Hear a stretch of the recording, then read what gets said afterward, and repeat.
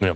But you go in these things and people are just downright disgusting. Like listen, I consider myself to be an alpha male, right? I'm a tough guy, whatever.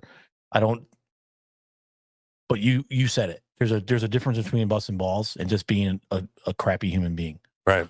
And I am of the belief I don't like the veterans that hide behind their service as an excuse to be a shitty human being. That bothers me. Oh, Say, you're just being a baby. I'm a veteran. I can be a terrible human being because I'm a veteran. No, it doesn't give you the right to be a terrible human being. Yeah. In fact, you should be held to a higher standard because you're a veteran. Absolutely. Right? Just because you've seen some terrible things, possibly you've done and seen terrible things, does not give you the right to demean somebody else. You know what I mean? Like to minimize somebody else and what their accomplishes. Well, like, and I hate when I see that. When I go on social media and I see in veterans groups, like people just making like the worst things that you could possibly imagine. Like I've said some pretty terrible things in my life, but even like it takes a lot to offend me.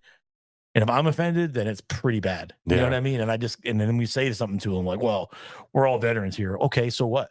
Yeah. Well, so I had Marty Caproni on. He's a stand-up comedian. And, I met him at Comics Roadhouse. I'm like, hey, you want to come on the podcast? And I told him everlasting veteran. He's like, you said the word veteran, and he's like, I'm in. Right. He never served or anything, just full on support for the veteran community. The one thing he said on that episode was like, just be a fucking human being. Yeah. Right. Just be a human being. Yeah.